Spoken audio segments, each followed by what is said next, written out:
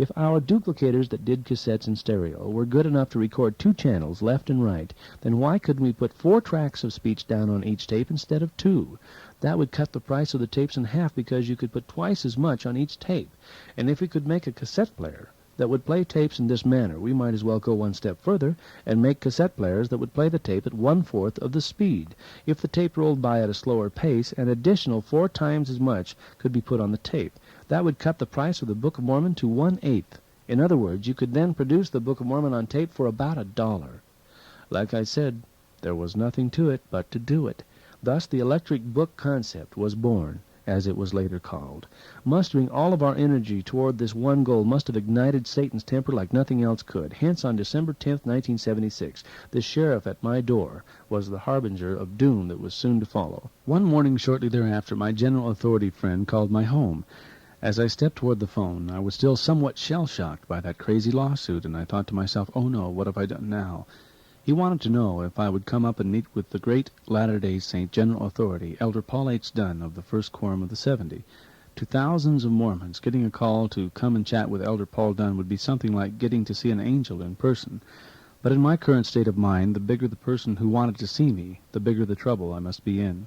I pulled up the biggest and softest chair in his office. Elder Dunn smiled. How do you like that big throne of Montezuma that you are sitting in? Then he said, I hope you like it fine, because we have some serious business to talk about. That did it. I almost got up and ran out of there. We then discussed the dilemma of the youth in this church. We shared many ideas that were the same, and I must admit that this meeting did more than any other to let me know that I must be on the right track in the way I had been attempting to use rock and roll music to enhance the testimonies of the youth. Then Elder Dunn expressed a desire to have my help in a colossal project that he had to do. He said, now I can't pay you anything. This kind of job only pays in blessings. Will you do it? Without a moment's hesitation, I hurled my service at his feet. I would have done anything for this man, the greatest human being I have ever talked to in my life. He can come forth with more wisdom in 5 minutes than most men can give you in 50 years. I would have given anything to be asked to dedicate all that I have to whatever he needed. The problem was, I would have given even more to have the ability to help that man. I just didn't understand how I could ever do what he was asking me to do. In fact, it has been several years as of this writing, and I haven't really succeeded yet. In fact, the thing that worries me most about this whole episode is that the Lord giveth no commandment unto the children of men, save he shall prepare a way for them to accomplish the thing that they have been commanded, and I just haven't been able to fill this one great call. Elder Dunn also set me apart for this calling, and in doing so he said something that was to become a burning question mark over the next 3 years. He said, and I bless you that your business will prosper. This will be the Lord's way of paying you back for all that you have done for him. Now it was official. The prophetic words of Sister Burkhead, and of Sister Brown, and of President Wood, and of my patriarchal blessing, all were soon to be manifested in the everyday reality of life. How could I doubt, now that a real live prophet had uttered these words upon my head? Chapter 16. It was Christmas 1976, and for one brief week it was as if I had died and gone to heaven.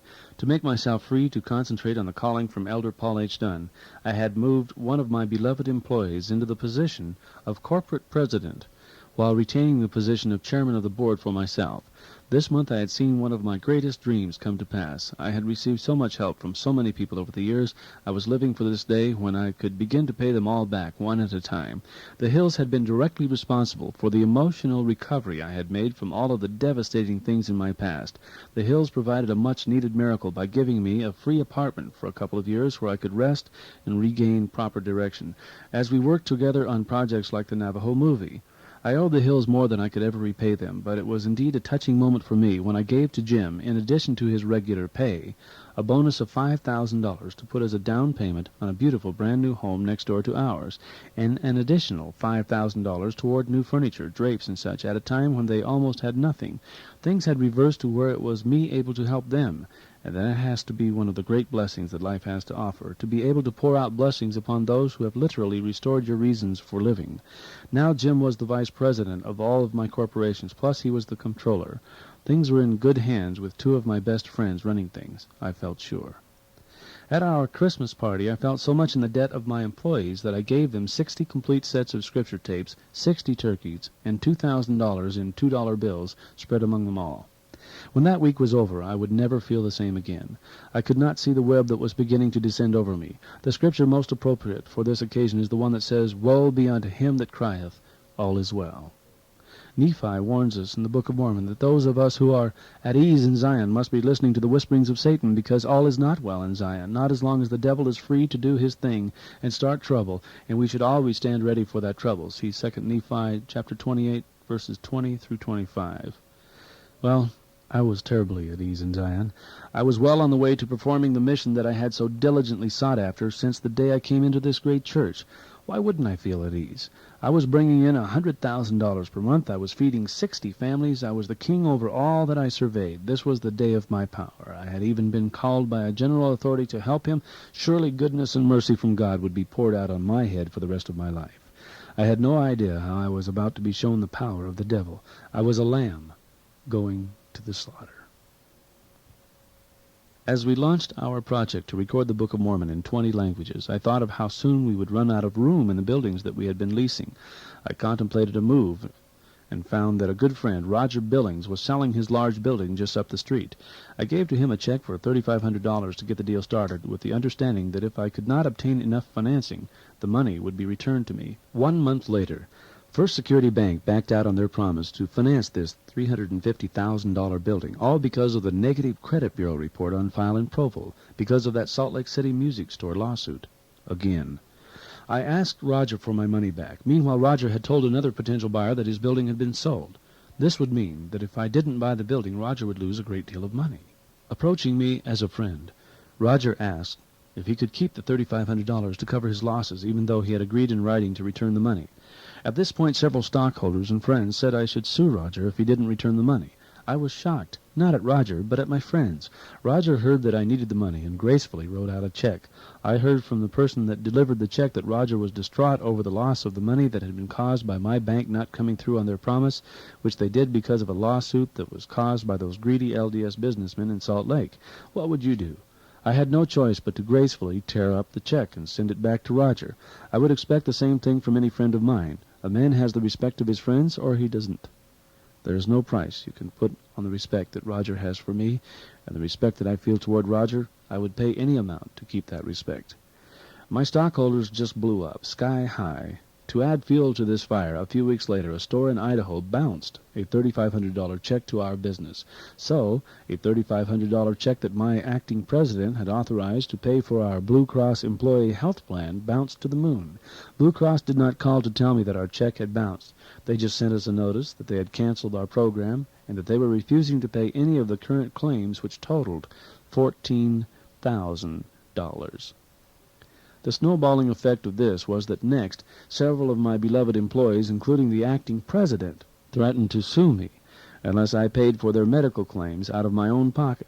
When my company president called to tell me that his lawyers had advised him that he should sue me for the cost of a $2,700 hip operation on his little boy, I didn't know which made me the sadder, the fact that his little boy had been hurt, or the fact that a good friend would sue me, or the fact that Blue Cross would refuse to pay for the operation even though we had offered to write another check from another account. I called the president of Blue Cross, who said he was a Mormon. He said that it was within the rights of the company to withdraw their policy when our check did not clear, even though I could easily cover that check, and he was going to do it. I asked why. Didn't they have a moral obligation to insure us if we could pay for the policy? He answered that morals had nothing to do with his decision. I'll say. Just how long can such immorality reign among a people claiming to be LDS before they fall under the judgment of God? Being unsuccessful at restoring the health insurance coverage, I returned to my company president and reminded him that if all of the employees were to use his reasoning, that he, not I, would be sued by all of them, for it was he that had authorized the check that had bounced. How would he like that? I had lost over $5,000 in Blue Cross payments myself. If the shoe were suddenly on the other legal foot, would my president like to pay everyone out of his pocket? In other words, does the chairman of the board have more liability than the company president? He left my employee very bitter, and to this day it is a great sadness in our life that he cannot forgive me for something that was done while he was the president. And he wasn't the only bitter one. My stockholders claimed that the money that I gave to Roger Billings would have avoided all of this grief, and I was sued by 4 of them for mismanagement. They were also collectively upset at me for spending their money in recording the Book of Mormon in a project that would apparently have great missionary value, but would likely be a financial flop. The flames licked higher and higher as Satan hurled an effort to stop every good work I was about to do. We had just finished a computer program that was finally delivering to us badly needed information about where we stood with regard to our vast cassette production enterprise. We were shocked to find out that our employees had been robbing us blind, with machinery and employees and purchases being geared to 250,000 tapes per month. We were producing only a fraction of that. Records were being falsified, and cassettes were missing by the carloads. I was stricken with grief. These were BYU students, friends, and trusted ones at that. I began to check around and found that LDS employees had stolen the Book of Mormon for their friends. We began to lay off employees left and right. An atmosphere of intense criticism prevailed. On one occasion, I stood outside of a work area unannounced and heard of a plot to cheat the company. The employees were justifying the mutinous action because of wrongs that they believed that they were enduring at my hands, such as the Blue Cross fiasco. Satan began to rule the destiny of the entire company. Our sales dropped horribly. One reason for our drop in sales was that we were selling the Book of Mormon on tape for around $30, and then I announced to the world that we would soon have the Book of Mormon available in 20 languages for only $5 retail. This was a bad move on my part. In the midst of declining employee morale, and in the midst of being sued by 4 stockholders who once were close friends, and in the midst of being threatened by my former company president, and in the midst of watching our sales take a nosedive, I had a dream. I dreamed that I had purchased a Greyhound bus. I was taking my family on that bus to my home in Washington State. The bus was suddenly boarded by 4 Job Corps types. I tried to ask them to leave the bus by telling them that this was not a commercial bus. They placed a knife at my throat and said, "It is now." In the dream, they forced me to turn the bus in the opposite direction and head for Jackson County, Missouri. When we had almost arrived at the place where they wanted to go, we ran out of gas. They were guarding us quite carefully, so we could not contact anyone, but I told them that I would need to contact someone for gas money. By writing a check to Jim Hill, and by scribbling in the space where you normally write the dollar amount a message to Jim Hill to have the bus arrested by highway police, I was able to turn the bus around and go in the right direction again. Later, I asked Paul Dunn if this is an example of how the Lord talks to us in dreams. He answered, saying, "In your heart, don't you now know that Jim will somehow raise the money to buy out 4 of your disgruntled stockholders?" I wanted to record the Book of Mormon in 20 languages. My 4 stockholders were opposed to the whole plan. They wanted me to employ the bus in a more commercial way, and they were going to force me to do it at the point of a knife or a lawsuit. Their lawyer, an LDS bishop, said, "Our bishopric holds meetings every Tuesday evening to help the church deal with quacks like you, Mr. Bryson. You think that you are so holy that you can spend other members' money for them doing things that you deem to be holy." Then he added, "I am going to see you behind bars for stealing from these men. You have only stolen from these men thinking that with their money you could have the glory of being the one who would do the Book of Mormon in 20 languages on tape. If the church wanted such a project, they would order it done. We members don't have to concern ourselves with such things. That is why we have taping facilities bought and paid for out of tithing." If this bishop were right about anything that he said, I would have left the church and started searching for one that allowed the members to participate in the upbuilding of the kingdom of God. One of the stockholders, I am told, had the others vote that stockholder in as president and chairman of the board, but they couldn't find a way to oust me so they could take over before Jim Hill actually raised the money and bought all of their stock. The dream had been literally fulfilled. The 4 were off of the bus, and we were back on our way home, getting at the project of finishing the 20 languages of the Book of Mormon on tape. This quack project of mine, if I ever finished it, would probably bring thousands more families into this great church, but it was getting me into so much trouble. I began to see President Wood's prophecy fulfilled about the members trying to stop me from serving the Lord, and I saw how jealousy and greed both are components that take over when people yield to the proclivity principle. And yet can you not see that these stories tend to prove that the Church of Jesus Christ of Latter-day Saints is the one true church? If it would make no great difference, then why does Satan war against the project to record the Book of Mormon on tape? I was easily prepared to finish the project. Why did so many things happen at once to stop me? Can you say that these things are the working of the Lord to stop something that he does not want? Does the Lord fight with such horrible contention, backbiting, and strife, or are these tools of the devil?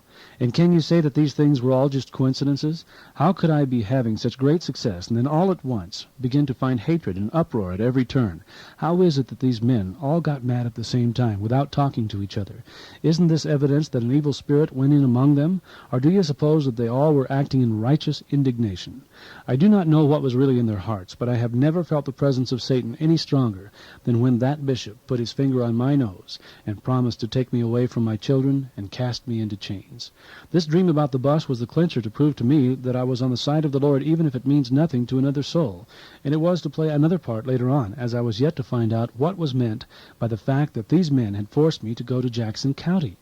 And when I did at last find out, which story I shall include later in this book, I think you will at last have to admit that the Lord did plant that dream, just as a loving father plants a seed, that it may bear fruit for his children.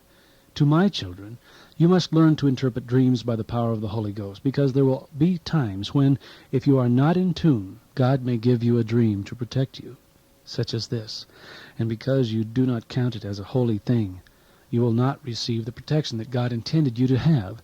This is one reason why you must remain pure and not like the world. Chapter 17. By mid-April 1977, Patty was in need of a vacation. We had been through such horrors during the last few months. Every morning we woke up worrying who would send the sheriff to our door today. Employees were still threatening to sue over the Blue Cross fiasco. I was also worried that no matter what I said in my advertising, some other scripture tape company would sue us. And if they didn't sue us, there was always some letter from the IRS or the State Tax Commission or some angry customer or who knows what all. We were rapidly growing sorry that we had ever tried to give people the scripture tapes at a decent price. I saw that the only hope for turning this company into a worthwhile venture would be to go ahead with the development of the electric book. An LDS person had been over from England. He had corresponded that he was interested in putting up about $20,000 if we could get together and talk about the prospects of getting a market going in Europe for the scriptures on cassette in many different languages, and at the much cheaper electric book price. We felt that we could market the entire 4 standard works of the church, the Bible, the Book of Mormon, the Doctrine and Covenants, and the Pearl of Great Price, with an inexpensive electric book cassette player for a total of $29.95. If a person bought all of this on normal cassette tapes, it would cost over $300, including a machine to play the tapes. So we figured that 1/10 price should be attractive to all of us poor saints. So for a lot of reasons, Patty and I dreamed that someday we might go to Europe and begin to carry the fruits of our labors on the electric book to those needy saints over there. We finally saved enough for our trip by mid-April 1977, while I was in the travel bureau writing out a check to pay for the whole blissful trip. Satan, in this moment of greatest joy, came down on my skull with the absolute heaviest baseball bat he could find. Jim Hill appeared in the doorway of the travel office. "Lynn, come quick. Your son is in the emergency room at Utah Valley Hospital. I think he has lost a finger." There was this blinding surge of agony, no matter how much I wished for it not to be true. Oh, dear heaven, it was true. I shall never forget the sight of that little 18-month-old boy hanging there limp in his beloved mommy's arms with blood all over both of them. Casey had found an electric clothes dryer that I had been fixing. I had left the back of it off and had placed a large barrier in the way to prevent just such an accident. Casey has been blessed with nearly 5 times the strength of a normal child, and he hurled aside the barrier. No event in my life has come close to teaching me as much compassion for those who have lost or maimed their children through needless accidents, and nothing before had taught me this depth of grief. 2 weeks went by, and we felt the necessity to take the trip to Europe, naggingly strong enough to leave the children, Casey with his tiny little arm in a sling, and go away to pursue the prospects of getting the scriptures on tape to the saints of the common market countries. After visiting these good people in 13 countries, we both gained an understanding of how desperately the tapes are needed in these multilingual environments. Every day that the missionaries labor in Europe without these tapes, they are sowing seeds on hard rock when they could be sowing seeds on fertile ground. The people are ready for the gospel, but in its present form, the gospel isn't quite ready for the people. They don't read all that much, yet they have an interest in doing good among their fellow men, and therefore they don't take too hotly to studying the gospel with the enthusiasm that they should. If we had the Book of Mormon on tape in Europe, my guess is that the church would triple its missionary successes. One night while in Paris, we missed our train to Italy. Since we had planned to leave this country, we had spent all of our French francs. The local hotels would not accept American travelers' checks. They wanted only French francs. Contrary to popular TV ads, they had never seen our MasterCharge card.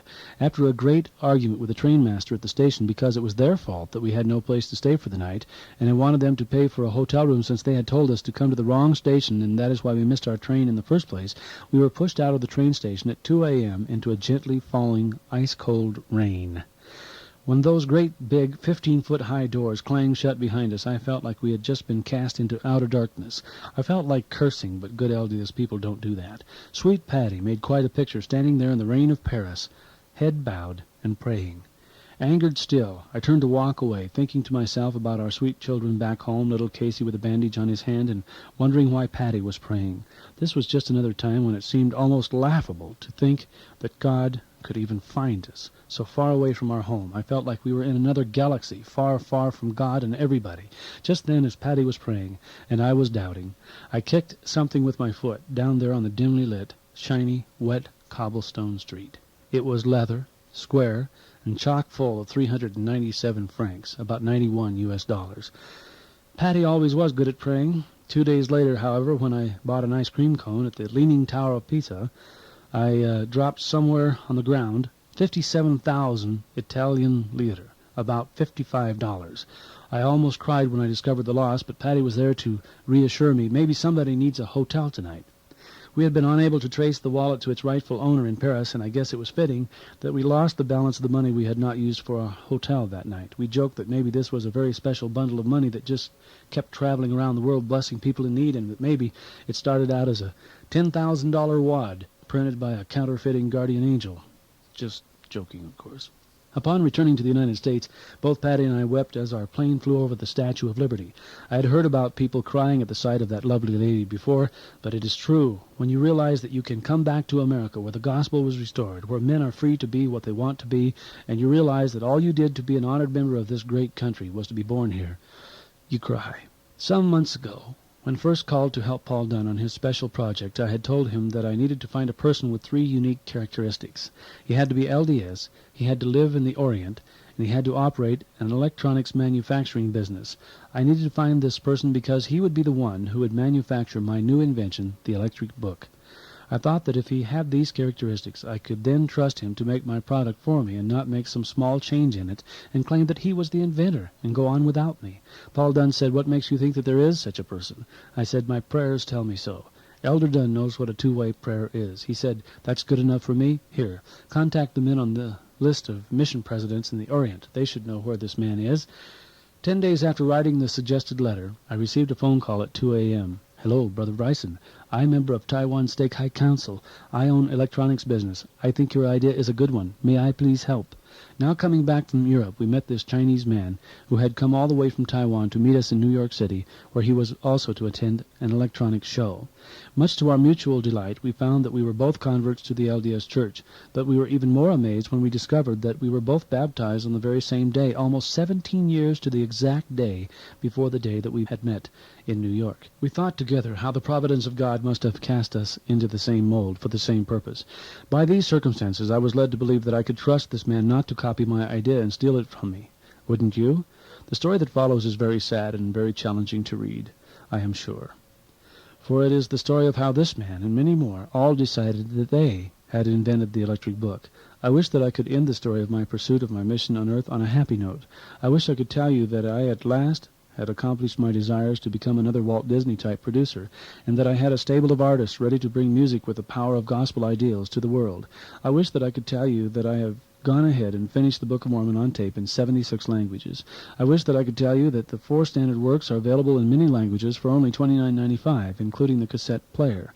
I wish I could tell you that people all over the world have heard these tapes, and scores and hundreds and thousands have been helped to understand the church by this means. And lastly, I wish I could tell you this, not for my glory, but because I want so badly for those many families, including your own, to be affected by the realization of these dreams. But I cannot. What I can tell you instead is that the proclivity principle has succeeded in stopping me for the time being. How this has happened is what you will read in the final 3 chapters of this book. But when you first considered reading a book called Winning the Testimony War, did you not think that having and keeping a testimony is an actual war? This book is not a manual on how to prosper in business, yet it is intended to be a manual on how you may win in the all-out fight to preserve your belief in God and maintain a non-bitter attitude toward people in general.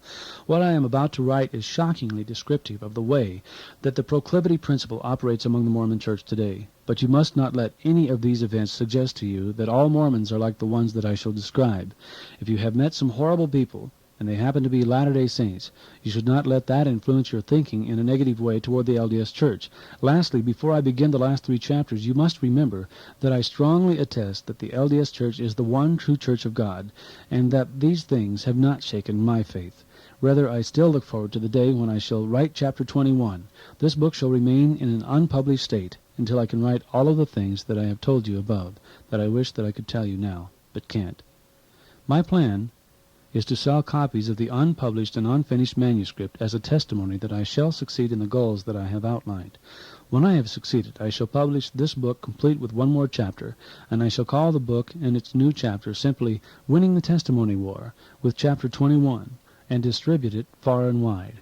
I would like everyone to know that I mean it when I say I care not what course others may take when they find that some LDS person has cheated them. As for me and my house, we will go right on testifying that this church was placed here on earth by God Almighty to save us all, and we had better believe in it no matter what the devil and his followers want us to do. I am sorry if your copy only has 20 chapters. That means either that chapter 21 has not happened yet, or you have an old copy of the unpublished manuscript. To my children and to all who read this, I testify that I still believe in that blessing given by Paul H. Dunn, wherein he said that my business would prosper. And when it does prosper, you may have the Book of Mormon in many languages available on tape. You may be hearing several LDS performers with records in the top 10 doing much good for this nation. There may be many LDS films and records that gain nationwide attention, and chapter 21 may be a very long chapter. Chapter 18. Our newfound friend from Taiwan returned to his country and we to ours in the month of May 1977. I had asked him during our meeting in New York to obtain a Taiwan patent on the electric book for me, which he did, but I didn't find out until much later that he got the patent in his name. What I'm about to tell you is a little technical. The preceding sentence was supposed to flag down all of the speed readers so that you don't miss any of the horrendous details that I'm about to give to you. Everything in the rest of this book hinges upon understanding what I'm about to tell you about my business dealings. You see, my friend in Taiwan had a father that once was a high-ranking government official in Taiwan. This gave him some extra clout with the Taiwan banks, so he was able to set up for me a matching fund loan. He called from Taiwan to tell me that his bank would match any funds that I would send to him up to $250,000. In June 1977, I purchased from First Security Bank in Provo what was to be the first in a long series of matching fund checks. I paid cash for a large cashier's check, which was then sent to the man in Taiwan, and a matching amount would then be given to him by the bank in Taiwan, so that he could begin the development of my new cassette player called the Electric Book. Since some of the young people reading this book do not know what a cashier's check is, you should just remember, it is a check that the bank itself will stand behind, because it is really a check from the bank and not a check from me. That is why I paid cash for it.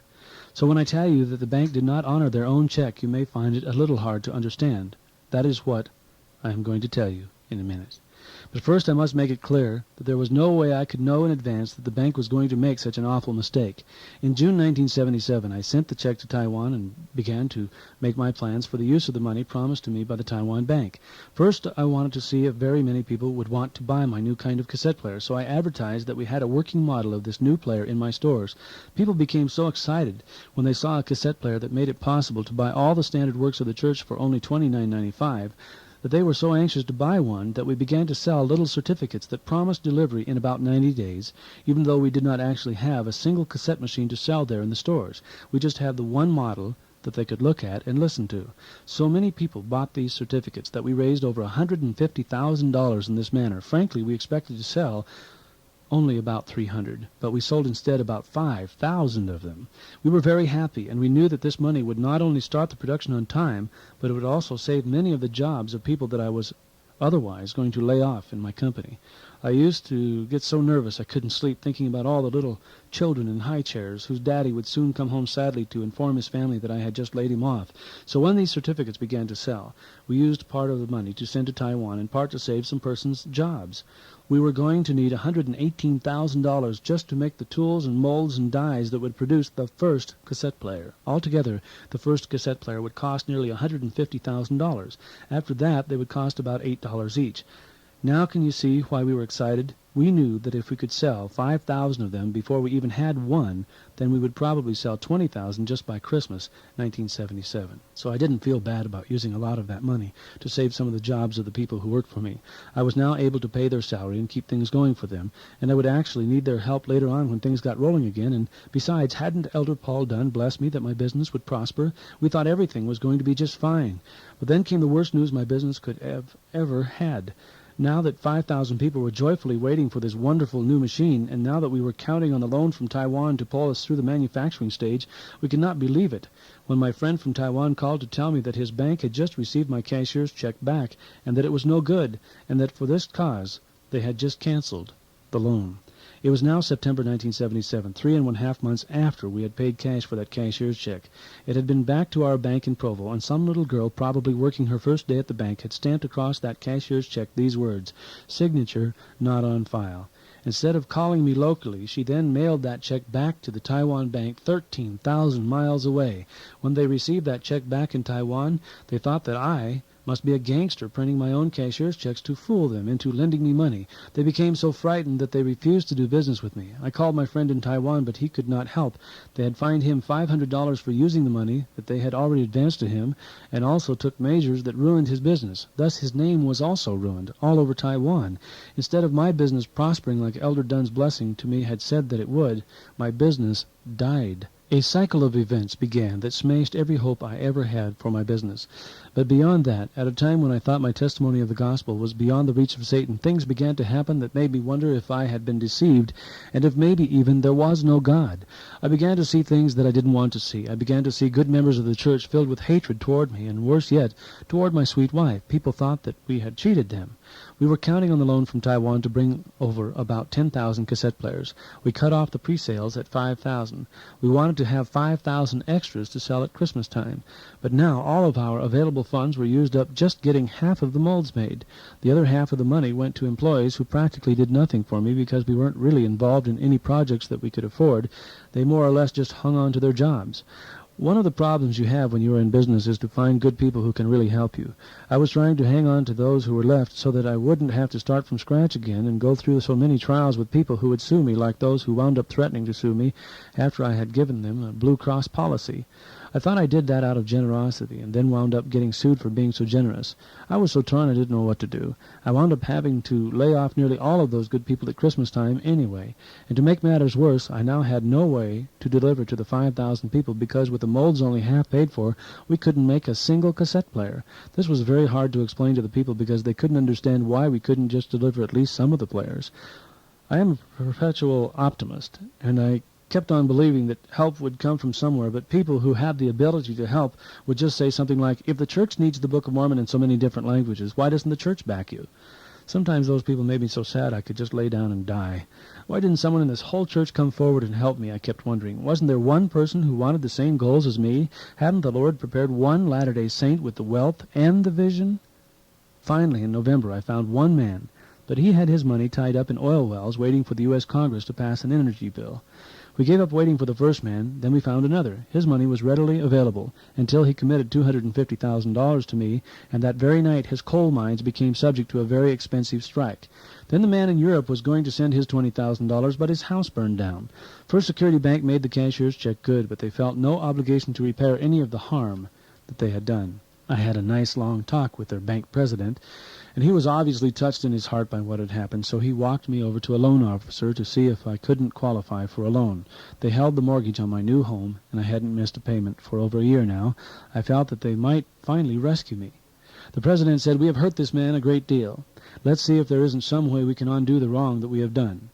The loan officer called after about 10 days to say that they had noticed a bad report at the credit bureau, something about a suit involving a Salt Lake City music store, and therefore they didn't want to become involved in my problem. So you see, it finally came to pass that the lawsuit, which was started by two LDS businessmen and their LDS lawyer over a small Moog synthesizer that they had mistakenly sold out of their layaway inventory, caused me to not be able to deliver the standard works to 5,000 people. This set in motion the final cycle for my business, as this loan which I needed so desperately was now not available. How ironic that the thing that Satan did first sealed my fate at the last. Now I knew what was meant by all of the scriptures that teach that Satan was among the brightest of the morning stars. He gets his power from his great intellect. No wonder so many testimonies fall in the testimony war. After delivering this grinding insult about the credit bureau report, this bank officer added, "Besides, it is not the fault of our bank that your cashier's check bounced. As far as we know, it was bounced by someone working at Bank of America in San Francisco. I have checked with another bank president since then, who told me that the legal burden would be upon First Security Bank to prove that they had not caused the error by failing to give to Bank of America a file containing the name of the person who had signed the check, but that one or both banks was clearly in debt to me for whatever loss I had incurred. Either First Security had delivered a file containing clearance for the name used in signing the ill-fated check, or they had not. Wherever the error was made, that bank was at fault, and in court I could recover whatever damages I had lost, in his opinion. I asked my bank president friend what would happen if I left it in the hands of the Lord. I had already had my fill of trying to get restitution in the courts of the land, and the only thing I ever got from court was ulcers. He agreed that the Lord had promised to fight our battles for us if we would try to let him and stay righteous enough to merit his protection. First Security not only didn't make the loan to me, they foreclosed on my house in the midst of my trials about 1.5 years later, as you shall see in the next chapter. But really, what else could they do? I did look bad to them on that credit bureau report. I was now unable to pay for my home, and they did let me go 10 months without paying before they came and took our home away.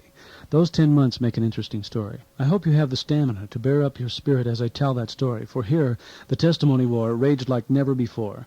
If you do not now have a strong testimony, you may risk what little testimony you do have by reading the last 2 chapters of this book. I don't want anyone to lose their testimonies. That is why this book is called Winning the Testimony War. But I guarantee that you are in for a rough ride unless you gird up your loins for a threat to your testimony.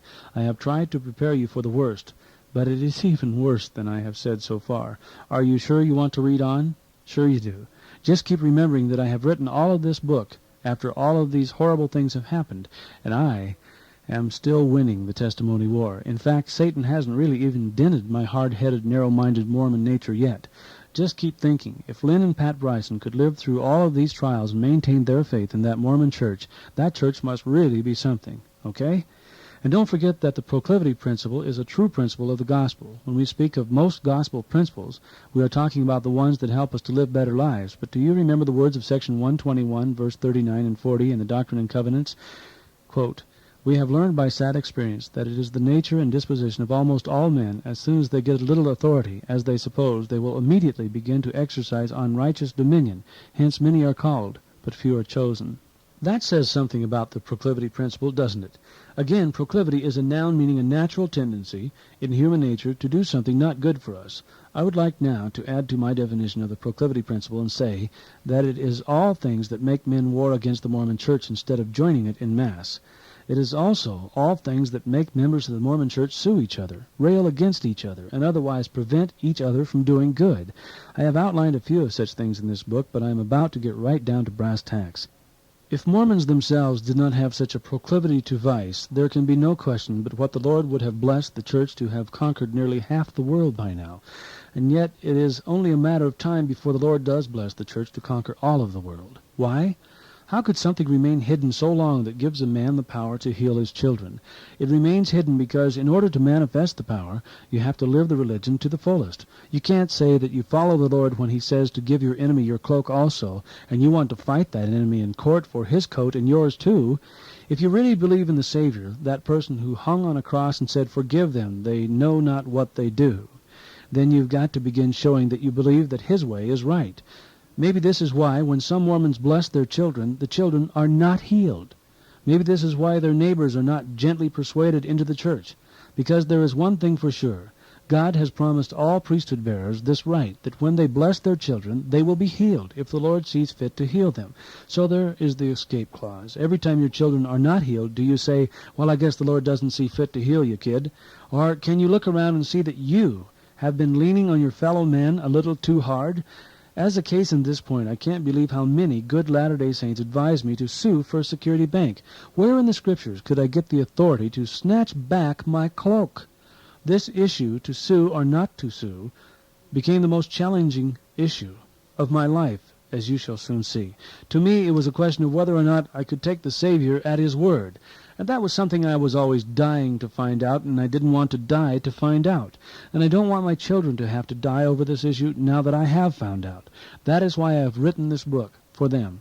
We never have had, nor will we ever have, a reason to doubt that we shall all win the testimony war if we only have the desire. We are now what we have desired to become. We shall be what we desire to be in the future. If it is a God that I must become to keep my wife and children near me throughout the eternities, then a God is what I desire to become. But how can a man become a God if he sues his neighbor? Doesn't this flaunt right in the face of the Savior's desire to have us believe in his ability to defend us when we need him? Isn't it obvious that fear makes us disobey this one commandment more than anything else? We fear that we will lose something that God and angels cannot replace. So isn't our fear born of a lack of faith? And isn't faith the first principle of the gospel? And if we cannot maintain the first principle of the gospel in our lives, then what can we maintain? We certainly cannot maintain the power to heal, or dream dreams, or see visions, or have any other of the gifts that God has promised. All of this we lose whenever we sue someone and demonstrate our lack of faith in the power of God to make things right. If I am wrong, then maybe someone had better rewrite the Scriptures to say, when a man sues you for your coat, don't give to him your cloak also. You don't expect the Lord to do anything about it, do you? I'm afraid many of the saints have already rewritten that verse in this manner. To my children, take heed that you do not fall into this trap. Let the Scriptures stand at face value and read them often, so you may know where to stand on such issues. Chapter 19. In February 1978, Patty and I were spiritually convinced that we would still be able to deliver the 5,000 sets of the standard works of slow-speed tapes, plus the cassette player capable of playing the slow-speed tapes. We believed with all our hearts that some miracle would happen to bring us the financing. The music store lawsuit had shut down all chances of obtaining substantial local credit, and our business was becoming poorer every passing day, further giving us a bad credit posture. We were ready to try anything so long as it was honest. Risk did not matter. We had to deliver to these customers, or I could never live with myself. We weren't lacking in faith. Jim and Carol Hill offered to put their home up for sale to raise enough money to at least deliver some of the players. I told them that would not be necessary, but Jim said it was, and he did. Their lovely home sold in about 2 days. A man and his wife gave Jim $100 earnest money and struck an agreement calling for Jim to include all of his furniture in the selling price of the home. Jim was also to finish the basement by the end of May 1978. The buyer agreed to provide enough operating capital for Jim to do this, and he said that he would provide this money in April and in May in 2 large installments. With that all taken care of, Patty and I decided that we might also sell our home, and we took the necessary steps to advertise it. Our home also sold for a good price, including our furniture. And at last we could tell the irate customers who had been calling for nearly 1 year now that we had the means to deliver their products shortly. In December, we had sacrificed our cassette duplicating factory. It had sold for enough money to get the molds and tools and dies purchased, although we sold it at a tremendous loss at about half of its value. If you include the value of the business in duplicating tapes that went with the machinery, the loss was astronomical. I figured that once the new cassette players arrived, I could better afford to operate such a demanding business. For now, I just wanted everything to calm down a bit. For this reason, I literally gave away the rights to duplicate my Scripture tapes to the person that bought the machinery and to make it so that he could afford the machinery. The rights were given on a royalty basis with a requirement that a minimum number be sold each month or the rights would be taken back. Both parties agreed that this was a generous deal, as the rights to the tapes were worth several $1,000s per month. When I offered the package deal to customers of a tape player and tapes that the customers knew did not yet exist, I knew that I would be taking a risk. Each customer received a certificate that told him that the wait for delivery would be at least 90 days. With the $250,000 loan from Taiwan, it didn't appear to be a very big risk. I knew that if worse came to worse, I was worth over $500,000, and it would be easy to raise the money from somewhere, and once the product was here, it would become well over $1 million a year business. Now, to my great horror, I saw that I had to sell off all of my net worth to even raise half of the money I needed. When you are desperate, you can never sell things for full value.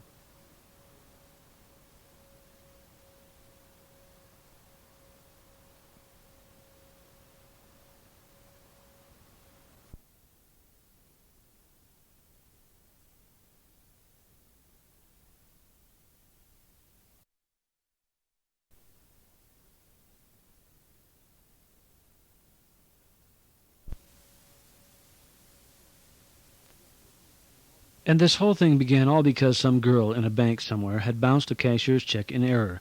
When some irate customers heard the story of what had caused the delay, they wanted me to sue First Security Bank. But when you first consider the commandment of the Lord to give your enemy your cloak also, and also consider what might happen if I sued the bank and won, you have to stand back and know that the Lord's wisdom is far greater than man's. To illustrate, here is a story.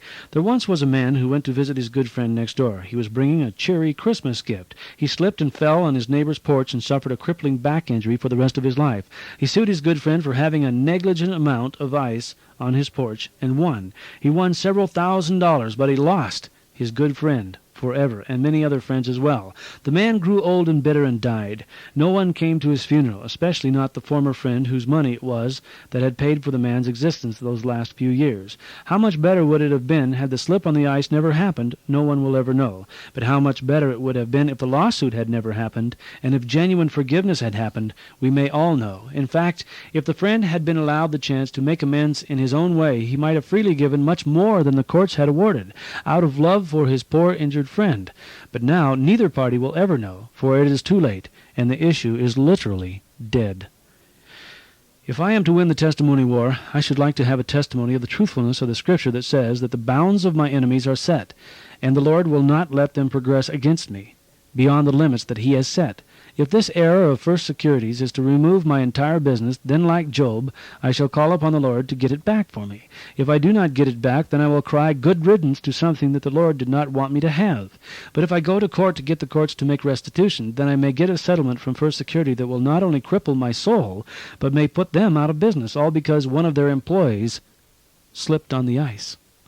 And who but Satan would win from all of this? Having made this determination to not sue First Security once and for all, I had to make that determination again and again. Matters kept getting worse and worse. It was exactly like the test of Job. People began to rage against my secretaries. 14 different girls tried and failed to cope with the onslaught of angry customers who would come in threatening to sue us. Each time someone would offer to help us and then have to back out because their home burnt down or something, then we would have to change our story to the customers as to when they might expect delivery of the product that they had ordered. But now, with both Jim and my home sold, it appeared that we had things taken care of, at last. But then the man failed to give Jim any money to fix his basement to make it ready for the sale at the end of May. Jim got a second mortgage on his home to help the man out and proceeded to fix the basement anyway out of his own pocket. At this same time, the man who had given me $6,000 earnest money came over and requested that I give it back. He didn't want to buy my house. Again, several people said that I should just keep the $6,000. Earnest money is just that.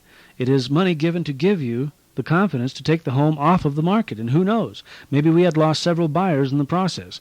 Many friends said it is just like the time when Roger Billings took $3,500 from you for not buying his building. But to me, that was different. When I gave Roger the $3,500, he had really lost several thousand, and now I had only lost a month. Besides, the couple that wanted their money back really needed it. Again, enraging several of my friends, I decided that since I had already sent the $6,000 to Taiwan, I must now offer this man my furniture to replace his money. He called with the same suggestion, and I knew that this then must be the way the Lord wanted me to settle this dilemma. The man then offered to loan me $2,500 additional on a pay-it-back-whenever-you-can basis. Now we had no furniture to sit on. The Lord took care of that in prompt order. Before the man came over with several pickup trucks and hauled everything away, we got a call from our in-laws. Patty's parents were called on a mission, and they needed to know if we could store any of their furniture. Naturally, we said we have just the place for it, under our bodies. And now, would you believe it, the man never came over to Jim with any money at all, and the deadline for the sale was reached. So Jim put his house back on the market. He also sold some of his furniture to help pay for the improvements to the basement. This so enraged the man who wanted to buy the house that he sued Jim. The guy not only won in court, he also had the judge knock off off an exorbitant $10,000 from the selling price of the home, plus Jim had to pay a lawyer $2,000 just to defend himself against this madman. The senile old judge said that Jim's earnest money agreement did not include the phrase "time is of the essence," and so the date referred to as the deadline did not have any effect. But still the buyer did not come up with any money for the house, but Jim now had a court order not to sell it to anyone else. Can you think of anything that could be more of the devil while we were trying to raise money to get those scripture tapes delivered? During this first week of June 1978, I knew that I would lose my mind. I had it clear up to here with people in general. They were getting to be so terrible on the phone that I wondered if there was any real love left in anyone's hearts. I had only one secretary left, and she seemed to have more upstairs than any boss has a right to expect from any of his best employees. She was so wonderful that I wondered if any of this would ever cause her to crack. As things presently stood, our friend in Taiwan had gone ahead and manufactured the goods based on the fact that we were just moments away from getting the funds from the sale of our homes. Now that both sales had fallen through, we had the goods, but they could not be shipped until they were paid for. Customers who were told that the goods were almost ready were calling every 5 minutes to see if they had arrived. We prayed awfully hard that God would send us a miracle to get things on their way over here from Taiwan. Our prayers were answered when a man named Rex Hardy from Salt Lake offered to co-sign a loan for $15,000. We had delivered 500 players on each of 2 previous shipments, and this would make the final payment on this shipment of 4,000 players. The shipment left Taiwan on June 9th, 1978. On this very day, the priesthood was extended to the blacks. And on this most historical day, at the risk of a very bad pun, our blackest hour had come. The ship pulling away from the port blew a main bearing in its engine and returned to port to dry dock for 2 more months with all of our cargo on board. The next day, June 10th, Patty went into the hospital to deliver our little girl child, Brooke. On our way home from the hospital, we stopped by the studio. A very angry lady and a young couple were threatening to sue our company, and our secretary, that had already endured so much, was nearly in tears. In the crush of the moment's pressure, with a brand-new baby waiting in the car with my very tired wife, I ordered those customers out of our business and told them to stop threatening us. If they were going to sue, then sue. But I told them to stop bothering our secretary. All of the bitterness building up inside of me gave way at these poor people. I know they did not think well of me. I got a letter from the older woman that said, if you were an honest man, you wouldn't be having all of this trouble. I know she would have trouble finding chapter and verse to defend that doctrine, but she was within her rights to criticize the way I was behaving. I was very close to cracking under the strain that the news of the blown main bearing caused, and I didn't blame my last secretary, who finally tendered her resignation, saying, I just can't take it any more. Words cannot express the grief. The phone burned off the hook. When the people were told of this new delay, as expected, they would say back to us, now where have we heard that before? More often than not, I was angrily told that I was simply lying. As the hot summer neared its end, on August 1st, half of the merchandise finally came, half at the beginning of the month and the other half at the end. The man who had the rights to duplicate and market my tapes had not sold any tapes at all, and I told him that in order to keep the rights to my tapes for an extended period, he could help me in the distribution of these players, since I had no secretarial staff, nor no money to hire anyone. He was also committed to deliver the 30,000 tapes that would go with the players. He had agreed that he would do this from the beginning, only now it appeared that there would be no way that he could raise the money. He was supposed to have raised the money out of normal sales. His sales efforts had fallen flat, partially because of the bad reputation that our company was getting from all of these delays. He was in a very tight spot, since his father had more or less hawked the family farm to make the investment in the machinery. The raging tide of angry customers piling in the door of his place to pick up their cassettes and players was just too much for him. When the first shipment ran out and a 3-week wait began for the final batch, he wanted out of the deal. He began to tell customers that he had nothing to do with Lynn Bryson, and if anybody had any complaints, they should take their complaints up with me. So instead of customers getting satisfaction to even the most normal complaints, they were sent into further rage when they were handled in this manner by a firm that they had never dealt with in the first place. All this did was to create more of a riot than we expected. Day in and day out, the only phone calls and visits to my house were people in a total rage, and perhaps the most crushing thing to me was that instead of people marveling about how this invention of mine might assist the missionary work, people called to express their extreme hatred for the fact that we had made the cassette player blue in color. I promised everyone that didn't like the cassette player that we would refund their money somehow, but for now, would they please just let us deliver to everyone? Since December 1977, I had been involved with a young historian in a large-scale play, a production about the love between Joseph Smith the prophet and his wife, Emma Hale. I had hoped that this would raise some money to bail out our terrible situation. Deep down, I felt that the reason all of these dilemmas kept piling up was that the devil did not want me to succeed in the mission of my life that I had set out to accomplish in the first place, which was to build a recording studio and launch several artists and works that would inject some LDS feeling into the naughty entertainment business. I had phoned this young historian last December in the hopes that he could write a script that would go along with several songs that I had spent years in writing that would show Joseph not as a stuffy old prophet, but as the young sentimental hero of 38 who was shot and killed because he literally saw God.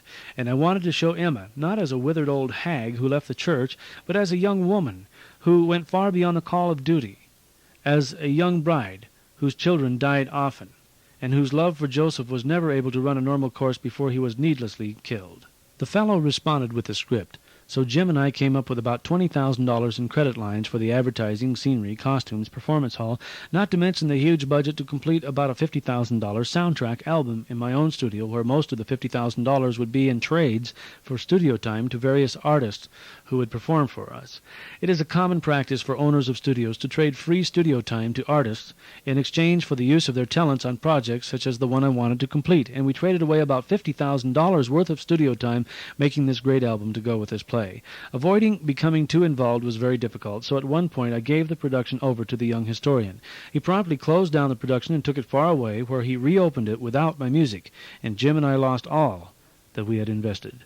Instead of helping us with our dilemma, this became another dilemma, as bills that were supposed to be assumed by the young historian were left in our names to pay, and they became further liens eroding away our equity in our homes. This made the sale of our homes a worthless endeavor, as the amount to cover the liens would take away the reason for selling them, and this in turn made it seem impossible for us to ever hope that we could ever rebuild the business. By August 1978, I had also received an offer to buy my studio. I was anxious to sell. I thought that maybe since we could not gain anything from the sale of our homes, that if I sold the studio I could pay for enough manufacturing of the electric book to get past the 5,000 people who were waiting and on into the next 5,000 sales that would produce a great income at last. Then I could get back to recording the Book of Mormon in the 20 languages that had been interrupted so rudely. But the offer I received was a joke. The man wanted to pay me $20,000 for the entire studio. We had been leasing the building, and we had $13,000 invested just in carpet and paneling. The studio equipment included a mixing board valued at about $40,000, plus the net worth of the business we had established. My old friend in Hollywood, Bob Todd, was interested in a deal around $60,000, and I felt I might let it go for that. While Jim and I traveled down to Los Angeles to pick up the final shipment of players in late August, I awoke one morning to tell Jim of a dream that I had just had about the studio. I dreamed that we had returned to unload this shipment of players, and that we found the studio in shambles. It had been completely demolished. I saw myself in the dream standing in the parking lot holding on to my guitar. A voice said to me that as the recording studio was once built by this guitar, it shall be built again by the same guitar. I was feeling thankful in that dream that I still had the guitar and my ability to write songs and the blessing of Elder Paul H. Dunn, and I knew that I could have the studio back again. When Jim and I returned from Los Angeles, we drove all night without stopping. This was the happiest moment of the last 2 years. We had heard that my friend with the rights to my tapes had made a business deal to trade away $20,000 worth of his equipment for enough tapes to finish the tapes that were needed to go with the players that we were towing behind us. And when you feel like crying, all is well in Zion, you can bet your bottom dollar that all is not well, right? When I found out who the $20,000 trade deal involved, I almost cried. It was with the former Provo tape supplier that had tried to steal the Promised Land project by failing to deliver tapes to me 2 years ago, and when we got home we called to see if the 30,000 tapes had been delivered. The man who had taken my $3,500 and had never delivered the tapes that I had requested now had taken the $20,000 worth of equipment from my friend and had declared a bankruptcy the next day. There would be no tapes. Gasp. And this was only half of the horror of that day. My dream had completely foreshadowed the destruction of my studio. The man that had offered $20,000 for the studio had become so enraged that I would not take his offer that he ordered some henchmen to go down to my landlord and offer to buy the building that my studio was in. He had made a pretense to buy the building, by giving the landlord $1,000, and then the landlord authorized him to go in and change the locks on the studio door and disconnect my phones. I had hired a young man to build our mixing board, who then claimed that since he had built the board on contract, and that since I hadn't fulfilled his interpretation of that contract, that therefore he owned the entire mixing board. He had removed the board from the premises and had sold it to the man who wanted my studio. It seemed to me that since the most he could have claimed would have been about $1,000 worth of the mixing board, that he had stolen about $39,000, and that would probably bring on a rather lengthy jail term. Nevertheless, he was seen around town driving a brand-new baby blue Thunderbird that I am told he bought with my money. Then I received a note in the mail from an attorney for the whole group, putting them against me in a lawsuit if I would not accept $945 for my studio. I was also ordered to vacate the premises, since they now own the building. My heart was broken in 1,000 pieces. I did not know that such wicked Latter-day Saints existed. The dream was completely true, and I still had my magic guitar. While I was thus despondent over this crushing tide of events, I dreamed yet another dream, and this one worse than the other. I had heard previous to this dream that a former friend in Salt Lake City was very interested in my cassette player and had even been to my factory in Taiwan. But then I heard that he purchased 20 cassette players from the factory of the normal speed variety and had brought them back to the United States and had turned them all into two-speed machines so that he might copy my two-speed idea and get it on the market before I could. I was going to make a variable speed machine next, as this was the original model that I had sent to Taiwan. My Taiwan friend had advised me that he could first make a less expensive single-speed player only, and that this would help us get started faster. So I was a little uneasy when in my dream I dreamed that my friend with the rights to my tapes was not selling any more of my products because he had signed a contract to market this machine being developed by my former friend in Salt Lake City. Being thus made wary of my dreams, I decided to place a phone call to the man with the rights to sell my tapes and ask if this were not true. The silence on the other end of the phone when I asked this question was finally interrupted by the shocking truth, to wit, "Yes, I signed that agreement only yesterday. Who told you? Before you get excited, let me tell you why I signed such an agreement. You see, I wanted to be able to keep his machine off of the market while I sell ours. After all, you are the original inventor, and he shouldn't be allowed to prosper instead of you."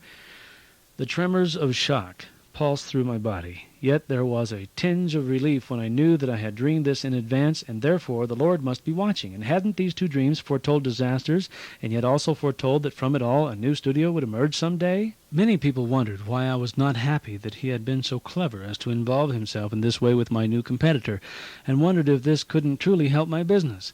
But if deception is the way you have to operate in order to win at business, I would rather be poor. Surely God does not want this man with the rights to my tapes, an Elders Quorum president, to deceive the other man, a 70s Quorum president, in order to keep the record straight as to who first invented this machine. God had given the inspiration to me, and if another man wanted to copy me and prevent me from succeeding, then that would be a matter for God to take care of, and the last thing I wanted to be guilty of participating in would be a scheme to cheat my brother who had cheated me. Then God would have to condemn us both equally. I had no choice but to finally ask for the termination of this man's rights to sell my products. In turn, this man wanted to accuse me of not paying for the tapes that he had already delivered to me. He had delivered most of the tapes that had been given to customers who had waited so long for their product. But I thought that this was to have been part of the selling price for the machinery and part of his obligation to make up for a lack of sales or any royalty or any kind of payment for the use of the rights to manufacture and sell my tapes. I figured that he owed to me some payment for the use of these rights, for which I had only received these paltry few tapes.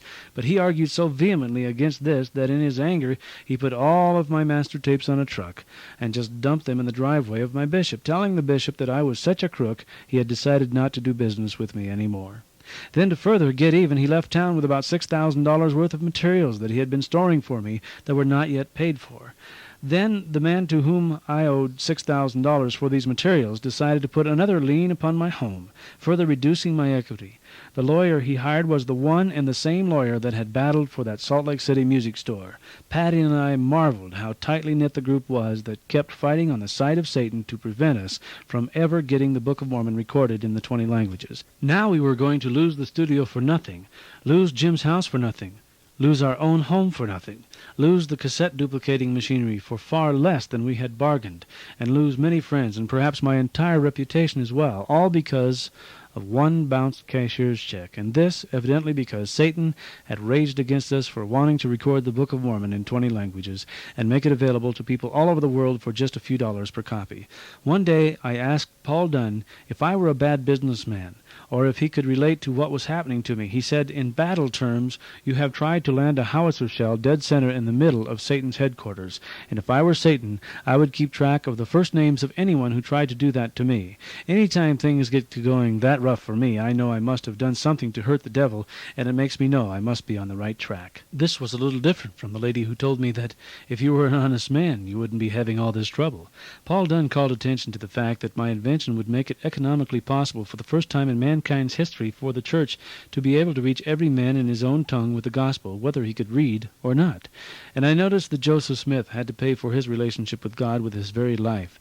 He was able to make the Book of Mormon available to a few, but this mission that we had launched would mobilize perhaps even millions with the availability of the gospel as never before. Surely we would have to pay some price for that. Thinking these things was at least somewhat comforting, but no matter how noble the desires of my heart, it is hard to see myself as being worthy of the devil's major concern. It is easier to believe that I have just been the victim of circumstances. At any rate, I would not like to be in the shoes of those who have conspired to prevent me from achieving my goals. There were many saints who were prepared to come to our rescue, just as Satan had peeled away some saints with greed and hatred. Many were brought to our side in this terrible storm. In the final chapter of the unpublished manuscript, I wish to tell how Satan was able to bring about the final demise of our company with some of his most treacherous acts. But also take note of the great nobility of many of my friends as they joined in the fight to stem the tide.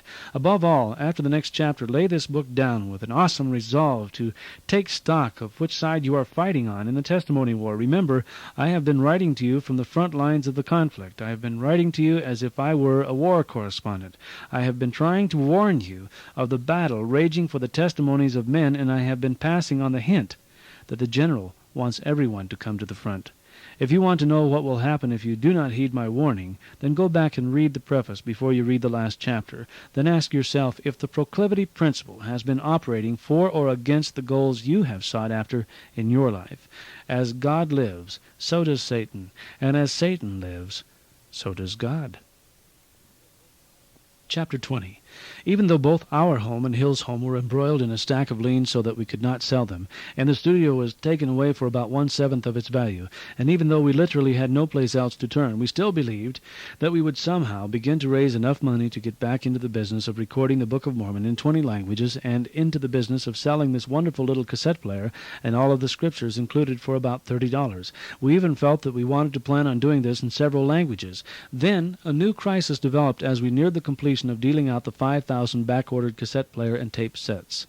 We made the awesome discovery that we would be about $15,000 short of being able to deliver to everyone. This nearly threw us into a complete state of shock. Naturally, we fasted and prayed that God would visit us with an absolute miracle. What else could we do? We had tried for so long to raise so much money for this project, and we had exhausted every possible avenue that we could.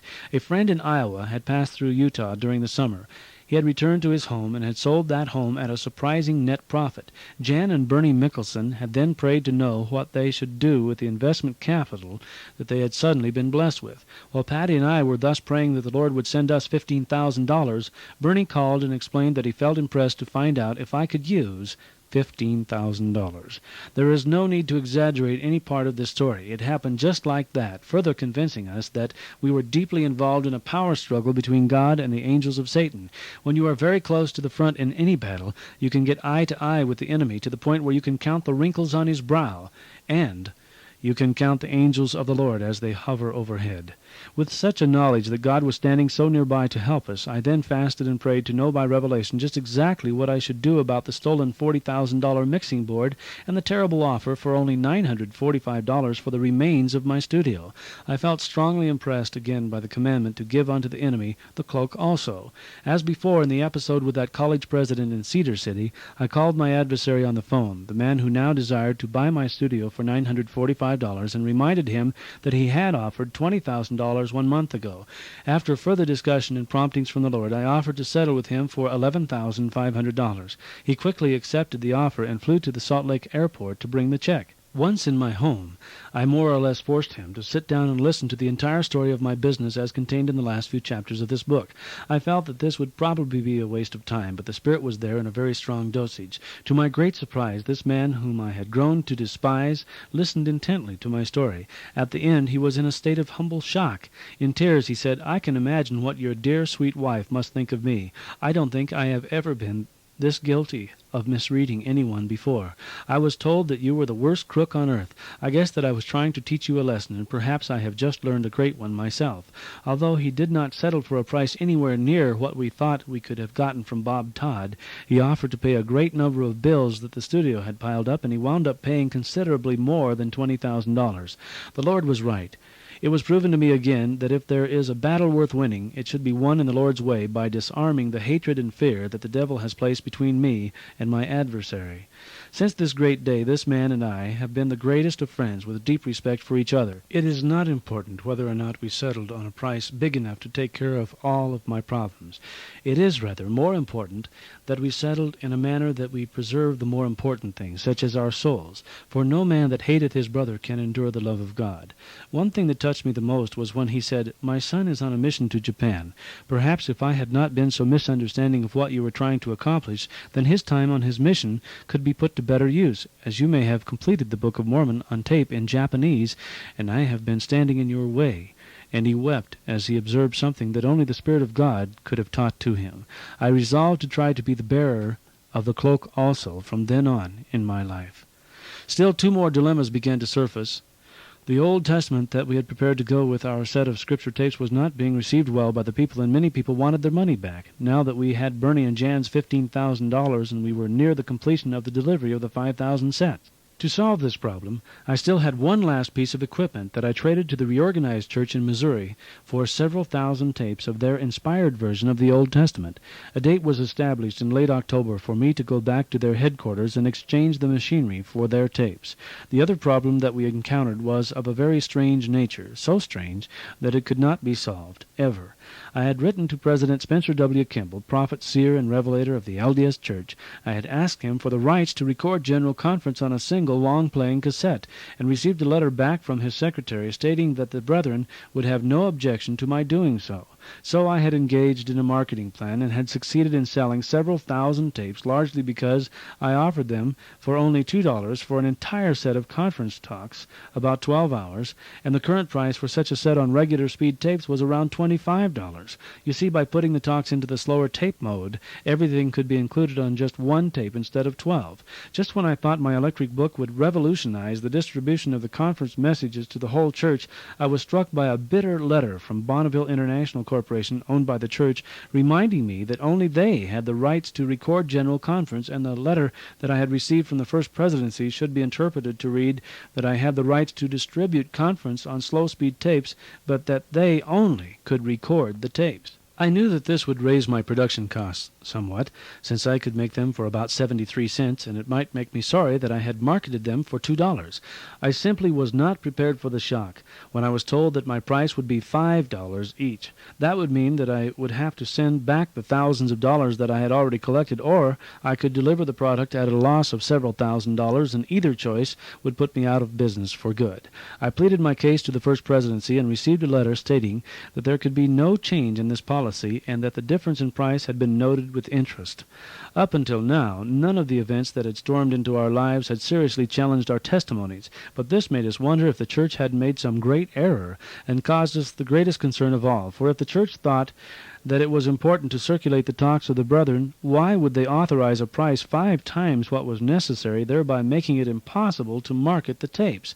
Knowing that God speaks to his prophet, and knowing that his prophet has just authorized something that would stop me from serving God at this junction, led me to just this one conclusion: if God does not want it to be, then neither do I. There can be no question that the wisdom of man is less than the wisdom of God. If God cannot remove this price structure, and thereby many saints would be prevented from purchasing this particular set of talks by the men who lead this church, then who am I to question the wisdom of God? I must make this very clear, that many have fallen from the church when they come to this issue about who really runs this church. Sonia Johnson is the perfect example.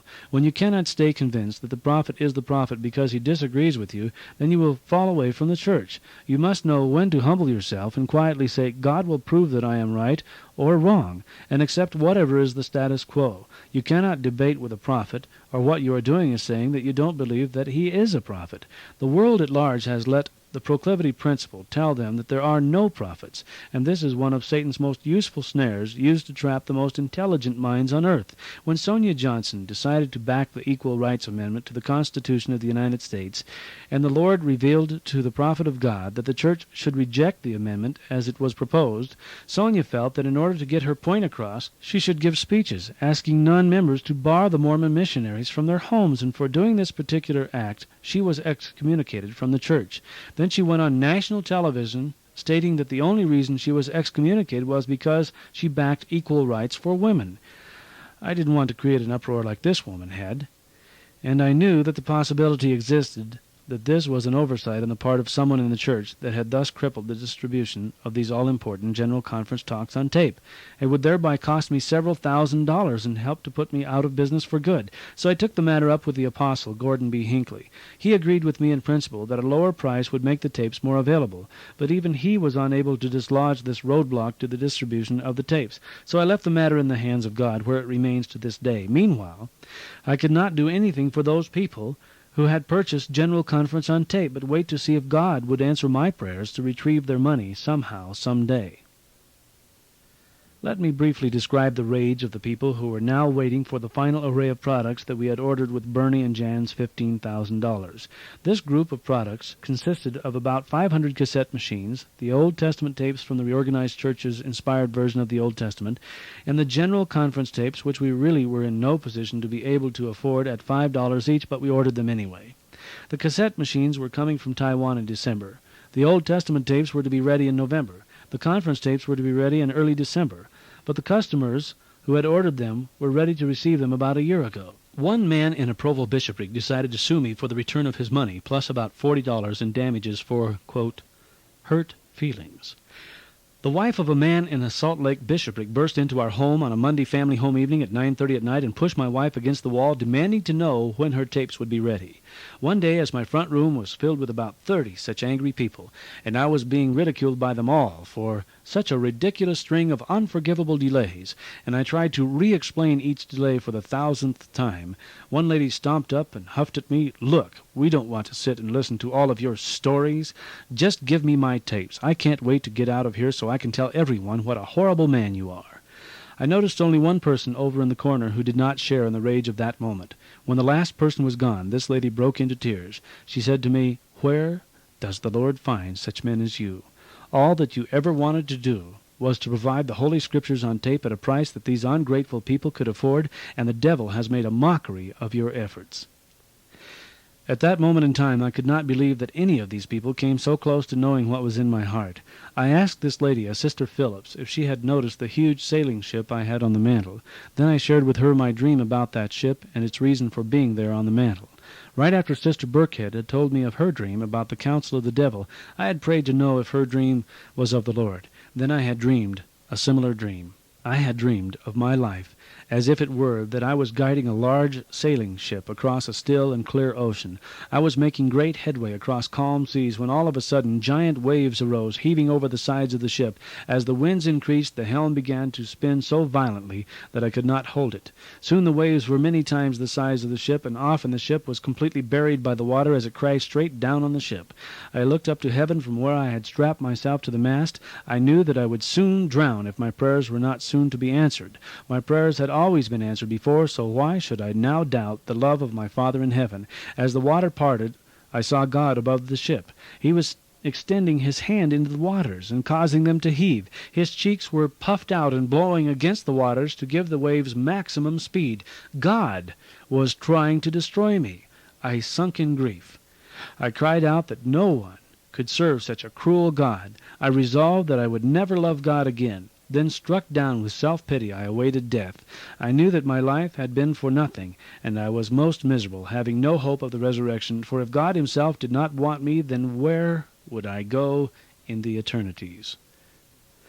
Then I saw a vision within my dream. I beheld God, saddened upon his throne. He told another person nearby that he could wait no longer for my arrival back home, and because he missed me like any father misses his son, he arose to go and take my life, to bring me back home again.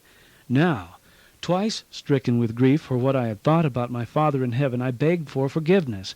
I had questioned his wisdom and had cursed him in this act of supreme love. Then a yellow light fell from the sky and pressed the roaring waves to a sudden hush. God spoke, "My son, because thou hast loved me, even when thou hast seen that I appeared to be against thee, now I can bring thee to safety, and I always will when I see thee, not doubting." Many times I sit in this front room, I continued my story to Sister Phillips, and I gaze at that ship, and I relive that dream. I know that God loves each person as if that person were the only person that he had ever created. I believe that this dream applies to each of us, and certainly not just to me, and especially to the likes of that humble Sister Phillips. And speaking of nice ladies, here in October 1978, in the midst of all these trials, who should call on the phone but my old friend and protector, the lady with all of those dreams that kept me out of trouble. She never called long distance unless she had a dream to tell me. "Lynn, I saw in a terrifying dream that you were traveling down a freeway in a great big bus. You were the only one traveling on one side of the freeway. Everyone else was traveling against you. This huge amount of traffic was bouncing off of the side of the bus. Your hair turned pure white and was standing on end, but you made it through this stream of wild drivers." When she had said that her dream had shown her that I had made it through it all, I just broke down and wept. I told her in turn about my dream about that same bus. Then I wondered out loud why my dream had ended after being forced to go to Jackson County, Missouri. I asked her what that could symbolize, if anything. Then it hit me for the first time. I would be leaving to go to Jackson County that very next week. As a final gesture toward getting all of the products to the 5,000 people who had been waiting so long, the final batch of tapes that I needed to pick up would be the Old Testament tapes from the Reorganized Church. Their offices are in Jackson County, Missouri. Then I realized the true meaning of that dream. Jim had raised several thousands of dollars to get those angry stockholders off of the bus, or out of our corporation. If that money could have been used to do the Book of Mormon in 20 languages instead, then they would have been finished. And we probably wouldn't be making this trip to Jackson County at all, because the calamities that have descended upon us would have been turned aside by a different string of events, as at each turn in the road we would have had enough money to pursue another course. Instead, by each of those 4 stockholders jumping on the bus and demanding that I not engage the company in strictly missionary endeavors like recording the Book of Mormon in the different languages, they had succeeded very literally in turning the non-commercial bus around in its tracks and forced it to become a commercial bus on its way to Jackson County. And now, we had nearly finished only 9 of the 20 languages on tape of the Book of Mormon. I had understood that when each language was completed, I would pay BYU for its assistance in providing readers for the tapes. But due to a misunderstanding, BYU began requesting funds before the tapes were actually finished, and before I could request funding for the completed project from sources who said they could pay for completed works only. This trapped us in a vicious circle, with the end result that BYU quit work and left us with 7 nearly finished masters and no way to complete them. Tapes were sitting idle in Cantonese, Mandarin, Japanese, Korean, German, Italian, and Portuguese. Only English and Spanish were finished. To me, these unfinished tapes represent nearly 2 billion people who cannot receive the Book of Mormon yet because they cannot read, and we do not have now, and may never have, enough missionaries to read it to them. In my plight, I have given my unfinished work to Josiah Douglas and Wayne Lynn at the church office for curriculum development. I have spent over $25,000 of my own money on this project, and I gave it all to them. Many people wanted to know who gave to me the authority to do this project, just like President Wood had warned. The general authority who recommended that we begin this project because the church couldn't afford it way back in December 1976 had said that the church needed it. And if it was ever going to be accomplished, it was up to someone who had the ability and the financial structure to do it. Now I had the ability, but the structure had been kicked away. In November 1978, we were on our way back from Jackson County, and all was not yet well. The Lord showed me what thing I needed to be concerned with next. In a dream I saw that I was going to receive a letter from our friend in Taiwan stating that he could no longer manufacture for me. The dream did not show me any reason why, only that I saw myself reading the letter and becoming very angry that I did not go to Hong Kong instead of Taiwan for the manufacturing of my invention. So by April 1979 I had saved enough money to go to Hong Kong strictly on the strength of this dream. I set up a new manufacturing source and returned home. While still doing business with my Taiwan friend, having not yet received the letter of which I had dreamed, in May 1979, a Salt Lake friend wanted to invest thousands of dollars in a new model that I had developed. A contract was sent to my Taiwan friend to ask if he would sign it, so as to guarantee the quality of the machines. A letter came back indicating that he would not sign the contract because it listed him as the manufacturer and me as the inventor, when to him he was the inventor and I was only the finder. My Taiwan friend also began to manufacture for other people, including the former owner of the rights to market my tapes, proving once and for all his disloyalty, which he had promised me would never be so failing. Thus I had actually seen a letter from my Taiwan friend that said why he would not manufacture for me any more, as in the dream. I would have been very angry had I not already been to Hong Kong and solved the problem in advance. Shortly thereafter, because we could not tool up and get going at the new factory in Hong Kong soon enough, and all appeared to be to a certain point of hopelessness, we decided not to get caught up on our back payments to First Security Bank, and they foreclosed on our lovely home. On August 22nd, 1979, we were literally out in the street with no place to go, and now, at the close of this book, I see that my dreams have crashed to the ground amidst the wreckage of several $100,000 in material losses. There are currently at least 4 other Latter-day Saints who have decided that they own the rights to my idea, and they probably do. Legally, I could not find a way to copyright the machine, and I never cared to waste money doing that anyway, wasting $2,000 in copyright fees for a patent that wouldn't hold up in court, instead of $2,000 in manufacturing cassette machines would take away the player from 100 missionaries and the gospel away from an entire country, so I never bothered to get it done in my name. I honestly don't believe the idea can be copyrighted. I always figured that the Lord wanted me to have the idea for a purpose, and I still believe that the mission in life that I have spoken of so often will yet be fulfilled with or without a patent on the machine. Maybe those who have copied my idea will help me, should they be blessed enough to prosper where I have not.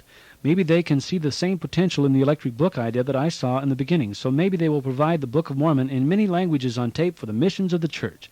With an eye single to accomplishing the goals I have outlined, it will be interesting to see how the Lord makes a pleasing picture out of this mess. Looking back, I see that I planned my life carefully, so that I could finance some pretty strong missionary ideas. These plans earned over $2 million, but you have read how it slipped away. Looking ahead, I have no doubt I can earn a third million, and that I can yet succeed in my mission. I am very touched by men like J. Herbert Perry, Lynn Garn, and Fred Davis, who have contributed like Bernie and Jan thousands of dollars without ever requesting an accounting. One couple, Richard and Diane Dickerson, gave $35,000, and many more who have requested not to be mentioned have given many thousands of dollars to this work. The only ones I have mentioned are those who never had the chance to say, "Don't mention my name." If I were to ask each of them, probably no one would let me use their names. They are all such humble and great people. These are the saints that have proven to me that the gospel of Jesus Christ is alive and well on earth today. The church is growing every day, adding such saints to the fold. I often think of that phrase of mine that says, "If you are not heaven to be around, then you are not heaven bound." Then I think of Richard and Diane. He is a custodian at a local school, not a rich man by any means, and his gift to me has kept him from enjoying a new home. We didn't plan it that way, but since it has worked out that way, he has not complained in the least. And you ask, if other Mormons have done these horrible things to you, why are you still a Mormon? Can't you tell that the rewards of being a Mormon are the only rewards worth having? Just because some are losers in the testimony war does not mean that they can take my testimony with them. Please look forward to reading chapter 21. It tells of the success we might have when the Book of Mormon is made available to the billions who cannot read. It tells of the many rock groups that might come from my new studio. It tells of the many interesting conversion stories that might one day be as a result of the mission that I have sought to fulfill for so long. And it tells how the proclivity principle still warred against us, but it didn't seem to matter anymore because the devil only has just so many tricks, and we have seen them all. And this last word to my children: God knows we love each other. and that is all that matters. When you see that a commandment is harder to live, then live that commandment no matter what, because the biggest blessings stand behind the hardest commandments. Never sue anyone, never hurt anyone, and never feel too much self-pity, because you are among the noble and great, and that is why you are tested, and that is why I have loved you so. Please, never let me down, and I will keep the same promise to you. The end, until chapter 21 comes to pass.